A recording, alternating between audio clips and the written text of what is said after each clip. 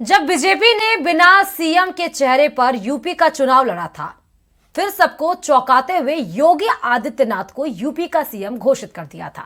सियासी पंडितों का मानना है कि अगर बीजेपी उत्तर प्रदेश की तर्ज पर राजस्थान में कुछ नया कर दे तो कोई आश्चर्य की बात नहीं होगी। रिपोर्ट देखिए।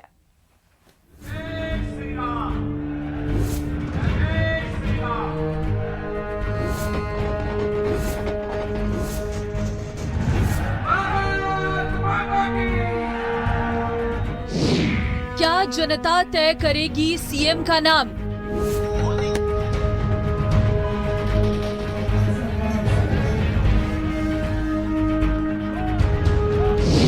सोशल मीडिया पर छाया एक ही नाम,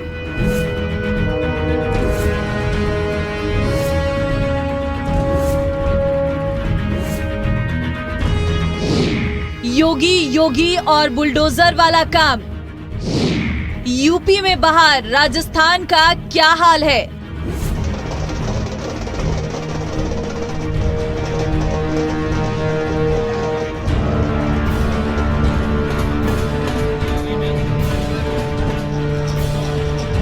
राजस्थान में राज चला गया, लेकिन रिवाज कायम रहा।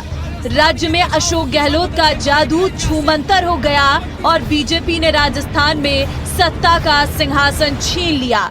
प्रदेश में बीजेपी ने किसी को भी सीएम चेहरा नहीं बनाया है। इसका मतलब ये कि अब सीएम चेहरे को लेकर पार्टी में मंथर का दौर चल रहा है। लेकिन सीएम बनेगा कौन, ये सबसे बड़ा सवाल है और इसको लेकर सोशल मीडिया पर एक नाम तेजी से चल रहा है और वो है तिजारा से जीत कर आए बाबा बालकनाथ का। देश में सबसे बड़ी पावर किसी के पास है तो वो है जनता के पास, और जनता अपनी पावर का इस्तेमाल करती है सोशल मीडिया से। और इस वक्त राजस्थान की जनता अपने आका का नाम तय करना चाहती है, क्योंकि सोशल मीडिया पर राजस्थान के सीएम के नाम को लेकर सबसे अधिक चर्चाएं चल रही हैं। इसमें एक नाम है बाबा बालकनाथ का। पूरा सोशल मीडिया बाबा बालकनाथ को सीएम बनाने के लिए भरा पड़ा है। लाखों पोस्ट की गई हैं और बस एक ही आवाज है, यूपी में योगी तो राजस्थान में भी योगी, यानी बुलडोजर बाबा। सोशल मीडिया पर बाबा बालकनाथ के पुराने भाषण भी पोस्ट किए जा रही हैं। जब उन्होंने कहा था कि राजस्थान में बुलडोजर चलेगा और आतंकी प्रदेश को छोड़कर भाग जाएंगे। सेवा करेंगे, अंतरात्मा से करेंगे और जी भर के करेंगे। महाराज जी, बुलडोजर का जो भाषण था वो पीछे रखना। देखिए, बुलडोजर का तो एक तरह से ये तो एक अपराधियों में भय है। अब बुलडोजर के माध्यम से अपराधियों में भय स्थापित करना है और वो रहेगा भी। और जो लोग अब तिजारा के अपराध की गतिविधियों से जुड़े हैं, कोई स्थान नहीं। तिजारा में अमन समृद्धि का वातावरण रहेगा, सबको सुरक्षा मिलेगी, सबको न्याय मिलेगा, बहुत अच्छे से विकास और प्रशासनिक व्यवस्थाएं आगे बढ़ेगी। यही बयान इस वक्त सबसे अधिक सोशल मीडिया पर छाया हुआ है और जनता यूपी की तरह राजस्थान में भी बुलडोजर का राज चाहती है। इतना ही नहीं, बाबा बालकनाथ को जिताने के लिए यूपी के सीएम योगी आदित्यनाथ ने कमान संभाल रखी थी और 2 बार तिजारा आकर बाबा बालकनाथ के लिए हुंकार भरी थी। इसके साथ ही उन्हें राजस्थान के भावी मुख्यमंत्री के रूप में भी प्रोजेक्ट किया गया था। गहलोत जी, आप जिस तरीके से तुष्टीकरण की पराकाष्ठा में पहुंच चुके हैं, अब आपकी उम्र इसको गवाही नहीं देती है। अब आपको आराम करना चाहिए और परिवर्तन का वाहक बनने में भारतीय जनता पार्टी में सहयोग करना चाहिए। राजनीतिक गलियारों में भी चर्चाएं उठ रही हैं कि क्या राजस्थान का महाराज बाबा बालकनाथ को बनाया जाएगा। इस बात का फैसला तो बीजेपी का नेतृत्व करेगा, लेकिन इस बात पर खुद बाबा बालकनाथ मौन धारण किए हुए हैं।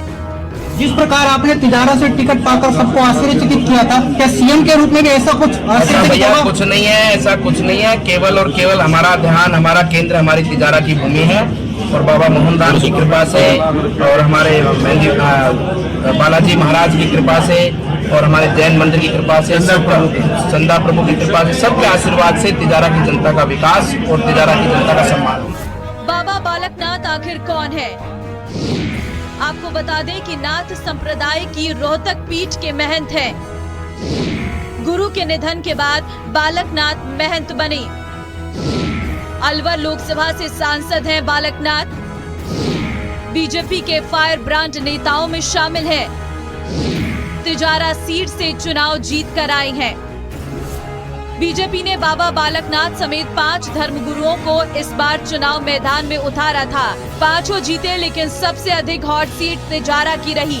अब कहा जा रहा है कि अगर बीजेपी आलाकमान ने इस नीति का लोकसभा चुनाव में भी विस्तार करने का फैसला किया तो बाबा बालकनाथ मुख्यमंत्री के रूप में चौंकाने वाला नाम हो सकता है। Bureau report, news 18 Rajasthan. और प्रदेश की जनता ने कांग्रेस को नकार दिया और बीजेपी को अपनाते हुए भारी बहुमत से सत्ता के शिखर पर पहुंचा दिया। बीजेपी को साफ बहुमत मिल चुका है, लेकिन कुछ सीटें ऐसी रही जहां बीजेपी और कांग्रेस के बीच या तो बराबरी रही या फिर कहीं कांग्रेस तो कहीं बीजेपी एक दूसरे पर भारी पड़ी। ये रिपोर्ट देखिए।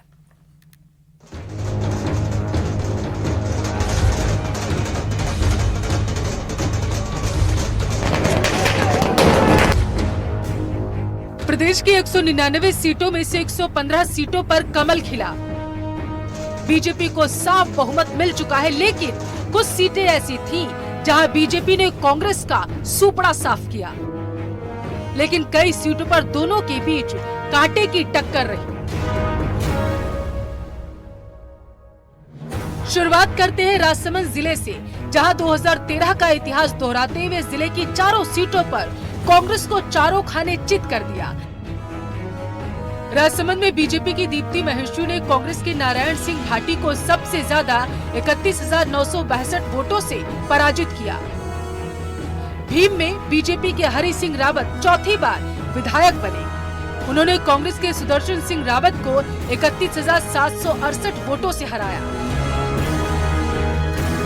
कुंभलगढ़ में बीजेपी के सुरेंद्र सिंह राठौड़ ने जीत का रिकॉर्ड बनाया है और वो 5वीं बार विधायक बने। उन्होंने कांग्रेस के योगेंद्र सिंह परमार को 22,060 वोटों से पराजित किया। राजसमंद जिले के बाद चित्तौड़गढ़ जिले में कांग्रेस का सुपड़ा साफ हो गया। यहाँ की 4 विधानसभा सीटों पर बीजेपी और 1 सीट पर निर्दलीय उम्मीदवार ने कब्जा जमाया। यहाँ कांग्रेस को करारी हार मिली। दौसा जिले में भी बीजेपी का प्रदर्शन अच्छा रहा। यहाँ की 4 सीटों पर बीजेपी ने जीत दर्ज की, जबकि 1 सीट कांग्रेस के खाते में गई। यहाँ महुआ से राजेंद्र, लालसोट से रामविलास, बांदीकुई से भागचंद और सिकराय से विक्रम जीते। खास बात यह है कि बीजेपी के जीते हुए चारों नवनिर्वाचित विधायक पहली बार जीते। वही कांग्रेस की लाज बचाने वाले मुरारी लाल मीणा चौथी बार विधायक बन चुके। ऐसा नहीं है कि हर जगह कांग्रेस पर बीजेपी भारी पड़ी। ऐसी सीटें भी हैं जहां कांग्रेस बीजेपी पर भारी रही है। यहाँ की 3 सीट पर कांग्रेस और 1 सीट पर बीएसपी ने जीत हासिल की है। राजाखेड़ा से रोहित बोहरा और धौलपुर से शोभा रानी कुशवाहा ने लगातार तीसरी बार जीत हासिल की। बसेड़ी से कांग्रेस के संजय कुमार जाटव पर लोगों ने पहली बार विश्वास जताया, जबकि बाड़ी सीट पर बीएसपी के जसवंत सिंह गुर्जर जीते। झुंझुनू में भी कांग्रेस ने अच्छा प्रदर्शन किया। यहाँ कांग्रेस बीजेपी पर भारी दिखाई दी।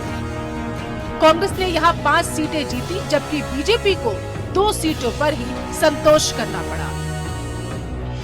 इस बार चुनाव में नवलगढ़ में सबसे बड़ा उलटफेर हुआ। यहाँ पहली बार कमल खिला है। खेतड़ी में भी 20 साल बाद भाजपा जीती। भाजपा ने यह सीट कांग्रेस से जीती।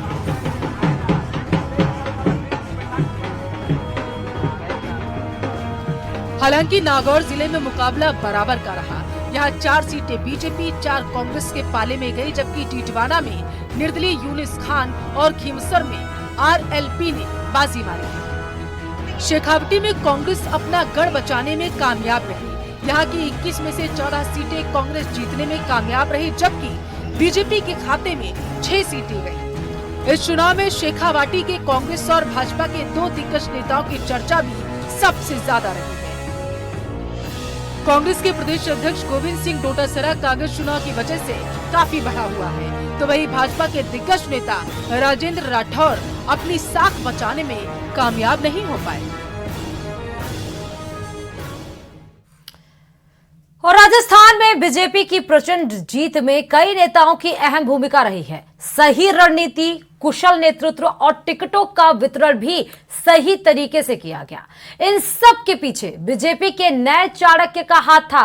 आज हम आपको उसी के बारे में बताएंगे जिसकी चर्चा बहुत अहम हो चली है, और अपनी इस रिपोर्ट में बताएंगे कि कैसे इस चाणक्य ने चुनावी की पूरी बाजी ही पलट दी। देखिए हमारी खास रिपोर्ट।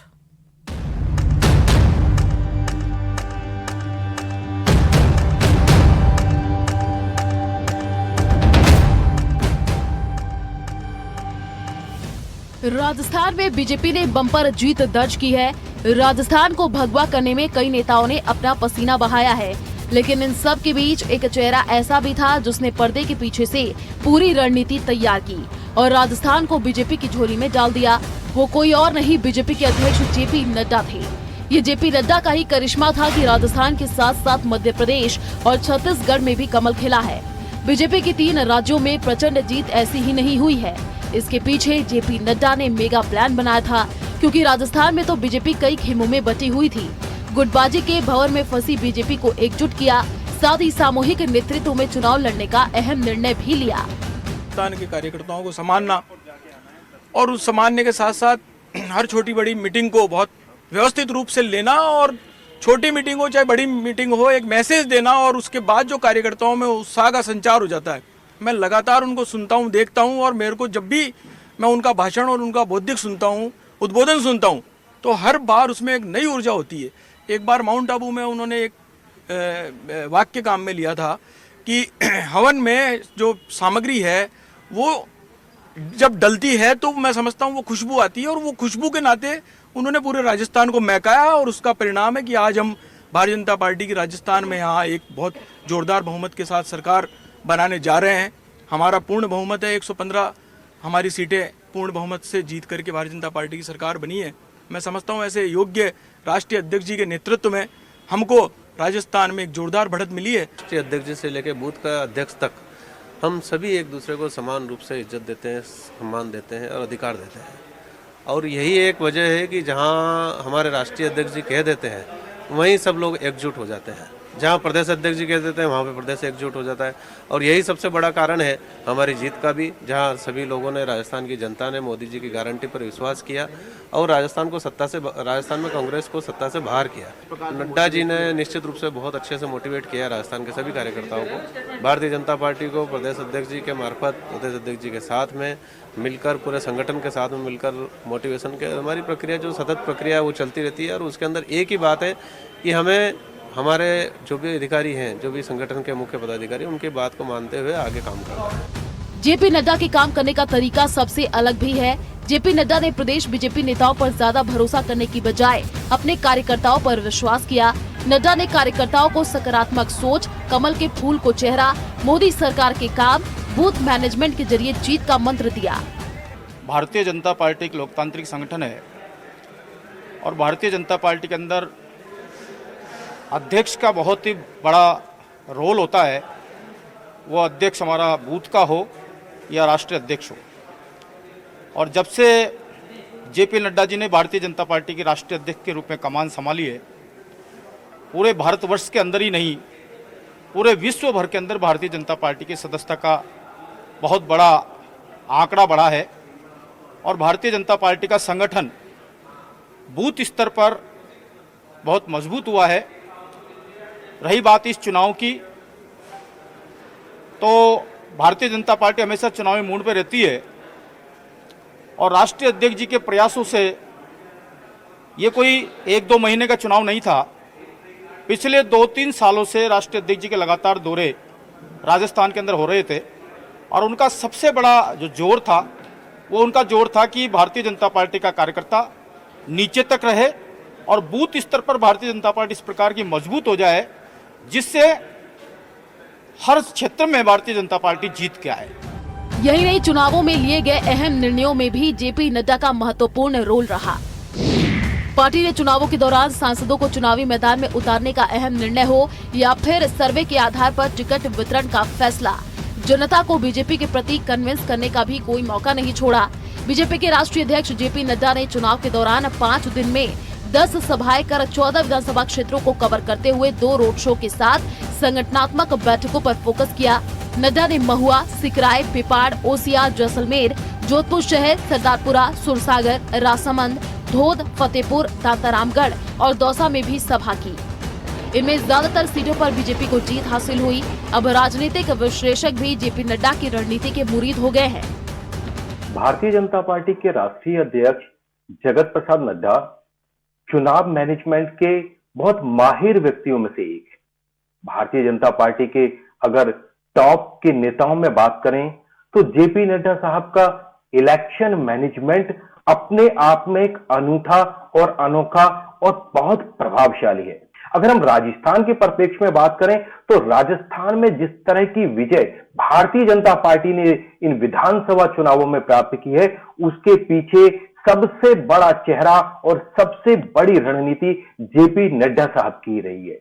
जेपी नड्डा साहब बूथ मैनेजमेंट के लिए खास तौर पर जाने जाते हैं। पार्टी के लिए माइक्रो मैनेजमेंट में माहिर जेपी नड्डा साहब की मेहनत का ही परिणाम है कि भारतीय जनता पार्टी ने इतने बड़ी विजय राजस्थान के अंदर प्राप्त की है।